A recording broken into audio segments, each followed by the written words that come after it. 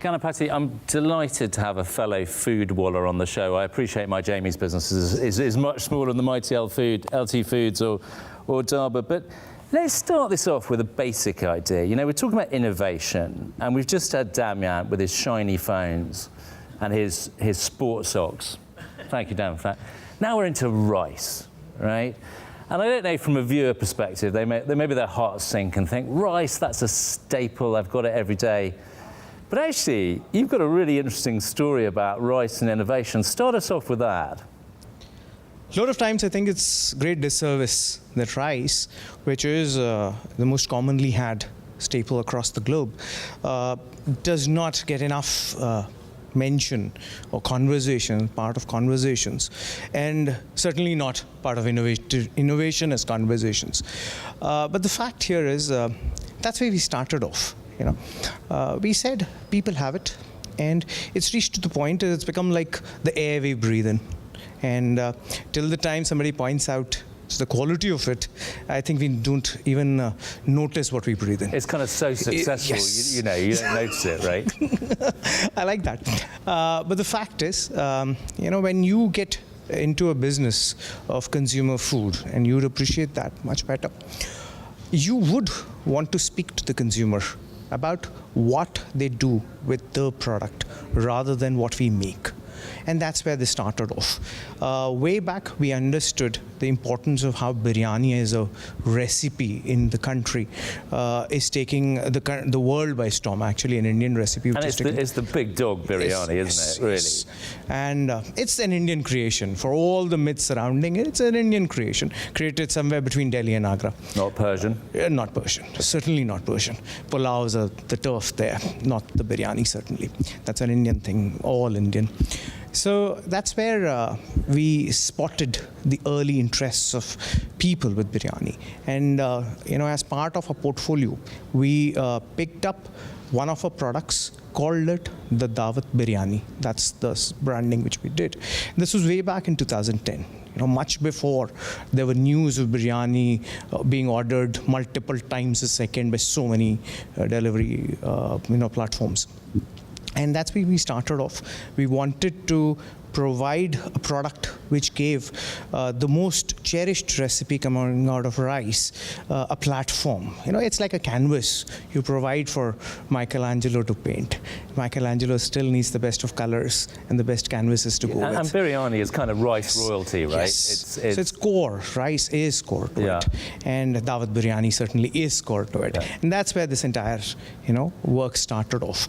And a couple of years back, we said, how can we actually get people to celebrate this favorite dish? So we came upon the thought of celebrating the World Biryani Day. We instituted that last year. And we marked the first Sunday of July. Now this is made up, right? Yes.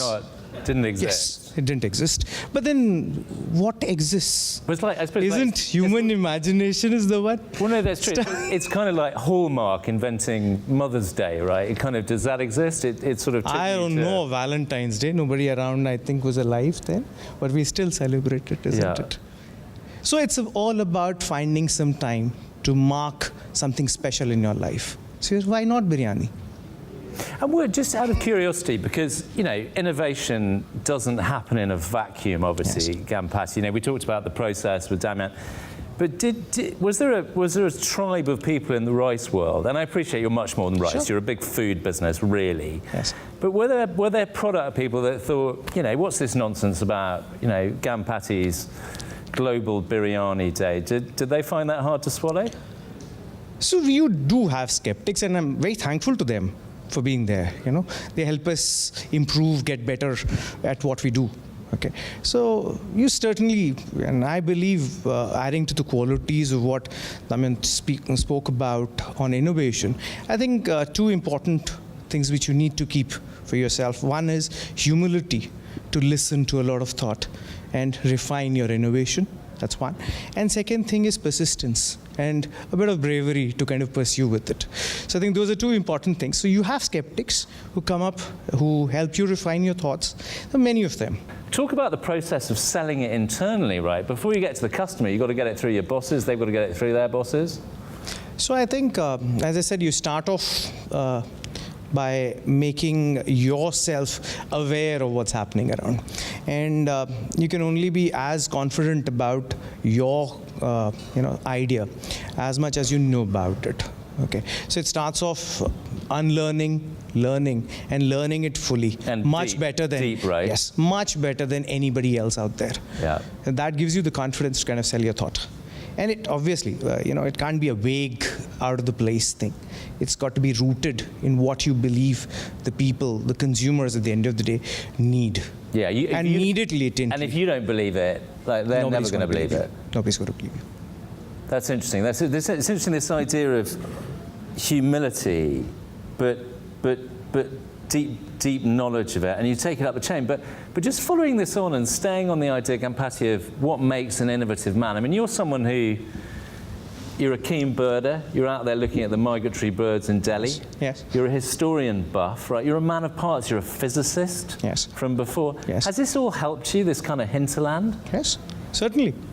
You see problems in various shapes and sizes, and you try and interpret it in multiple faculties you're exposed to.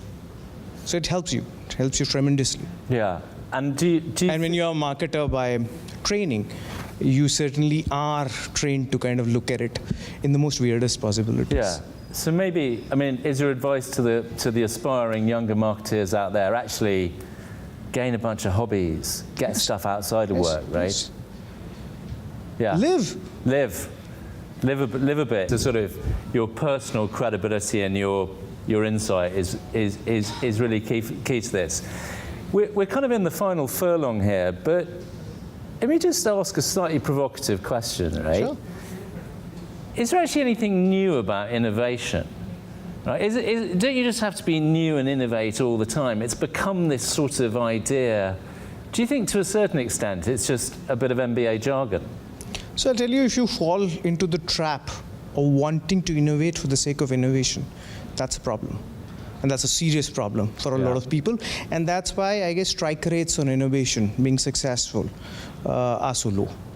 Because there are people who are trying to innovate for the sake of innovation. Yeah. So I said, you keep up with the curiosity, you try and unlearn, you try and be humble, and try and be brave with the idea you really thought of. I think these are very simple things to kind of go after. Well, that's a really fascinating idea. It's a bit like using less of Damian's phones, right? Often the answer might be, don't do it. Yes. Right? Stay peaceful. So get this sort of Timothy Galway state of relaxed concentration. Yes. That's really interesting. I'm going to finish off here. So a bit like Damian, you're kind of only really halfway through your career. Sure. All of us guys keep telling ourselves, keep telling ourselves this. But look, Ganapathy, are you more innovative now as such than you were 20 years ago? I think I'm as curious as I was. I think that's the deal there. Keep your child alive inside you. Yeah. I think children are damn curious, and I look forward every day to meeting people who are more curious than me. Well, it starts off the entire thing. Yeah, that's. I mean, they're children of the ultimate unlearned, right? Yes. We're in a second with Sucleem, who's got twin 3-year-old daughters. I'm gonna maybe start off with the same question. Ganapathy, that's really fascinating. A tour de force that starts with something as simple as rice, but ends in something as profound as discover your inner child. Thank you so much for being on the show.